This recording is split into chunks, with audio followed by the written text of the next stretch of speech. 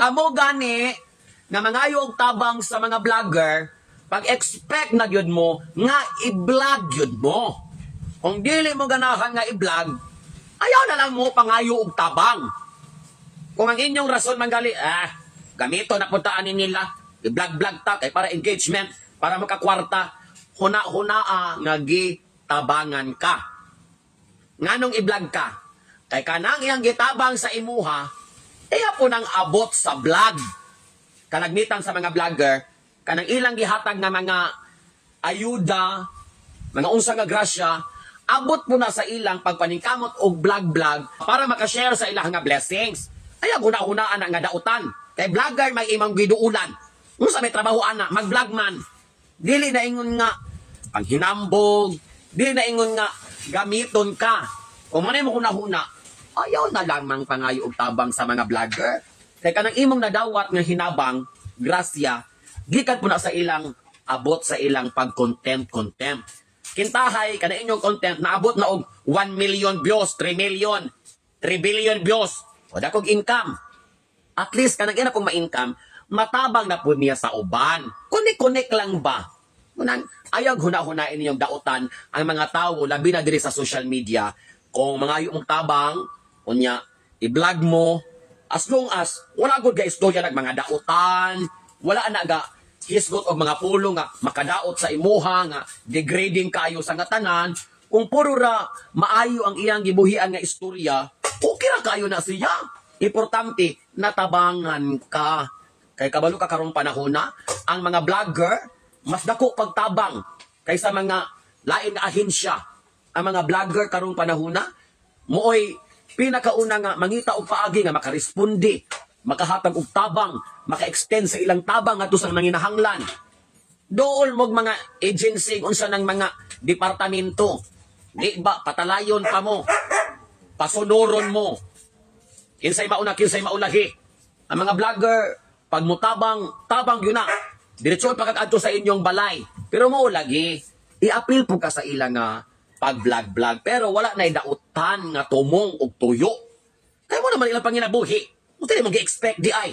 Kaya kanang ila pod, to encourage pod sa uban nga vlogger, to encourage sa uban nga content creator, na kung makakita sila, makadugang po sila hatag og tabang.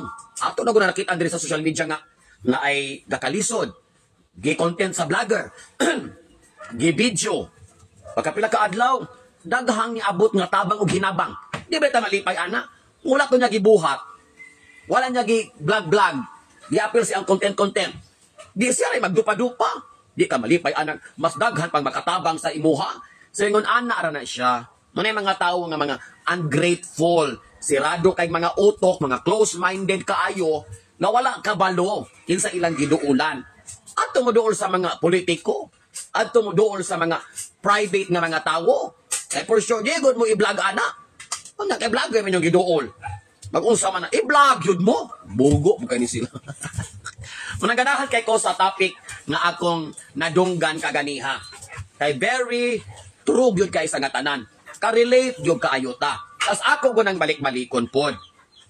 Kung mangayo mo og tabang sa mga content creator, ngayo mo og tabang sa mga vlogger, mag-profiling sa mo. Buti pa sabot, i-double check sa ang vlogger ng inyong duulan. Kadili magmatira ba og 1 million followers karong panahon na, 500,000 followers, di ba na siya mumatir? Kaya ang mumatir ba ya, ang sweldo ba nga iyang ma-income? Labi na karon nga, 1 million views ka, sweldoan ra kag $3, 150 pesos. Mahibalaan po nimo ang vlogger nga kwartahan, vlogger nga established, kaya maglantaw ka sa ilang mga content, kabalog ka nga, naka-invest good ni, big time good ni nga vlogger, dagko ni nga income, mo po na inyong duulan o pangayuan, dili po mo duulan ng background, toothpick, kaning sa silhig sa lubi mo ipanghingi ki. Mo doon mga vlogger nga, gakalisod, importante mag-profiling yun ka. Mulamtaw ka sa dalagan, sa ilang panginabuhi, kay diha niyo mahibalaan, makatabang ba siya o dili? Kaya ano bang uban pod, mga feeling entitled kaayo, mangayo sa mga vlogger, muhangyo sa mga vlogger, o dili mahatagan, mangbash, mangdaot dayon, sayok. Ayaw mo anak nga batasan kay dili tanang vlogger dato. Dili tanang vlogger ga income og dako. Pareho na ko, igo-igo na di akong income kay gagmay pug kaitag views. Unsa man katabang at talabangon man punta. Kung di man kita katabang sa financial ug unsa man, ano lang ta sa pag-ampo nga naay laing tawo nga makatabang sa imuha. Importante kay nasa di ta magpinasagad kay maloy pa sa mga vlogger nga i-bash ninyo, daoto ninyo kay wala in tawo nakatabang. Nga kay po siya italabang, usaon man ani mo pugso nimo? Ayaw. And then another thing, kung mangayo ka sa mga vlogger, content creator o mga generous individuals diri sa social media, make sure na visible ka.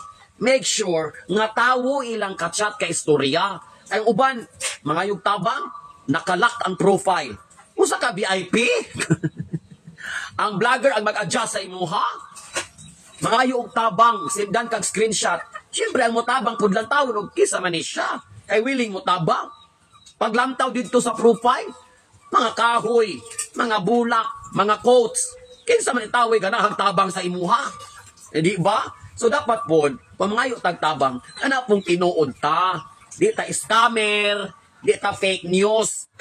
Kaya kada bilang tabang, ilabi po naghinaguan, pinaningkamutan.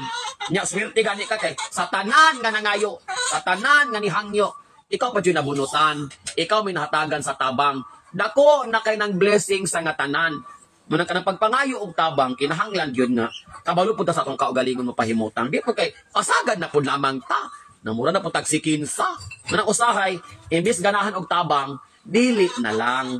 Kaya mo ka na himutang. Tagot ko. Gayaw-yaw man ko dire. Nawang mo ko'y katabang. Istorya na lang mga maring. Kaya na-inspire ako sa video nga akong nadunggan kaganihan. Nalipay ko. Oo. Makapapukaw ba nato sa gitawag nato realidad sa kinabuhi. Walay dautan sa pagpangayo. Walay dautan sa paghangyo. Kaya kita magod nang inahanglan. Pobre man gud ta. Kinahanglan tagtabang, ilabi na sa panahon nga gipit kaayo ta. Pero ayaw pod pagka-entitled ka isa nga tanan nga wa na po ka nahimutang, mura po kag kalag nga wa na abot sa purgatorio nga lakaw-lakaw ra kaaning kalibutan nga mura kag kalag kondenado. Ayaw pod. Respeto ra gihapon ang magpamatuod at the end of the day. Kaya ang mga vlogger o content creator karon wise na po kay na sila. Kaya dili ka sincere, dili ka kaning tawo nga humble. Wag kay grasya mo abot sa imuha. Ambot lang. Pag-usob na mo. Kaya ang mga content creator, mga vlogger, nga mga adunahan, nga established, mga generous nyo na sila sa ngatanan. Pero amping po sila kay mahadlok na sila nga ma-scam. Scammer ng uban. Like, tana ko na yung mga palopyag chop.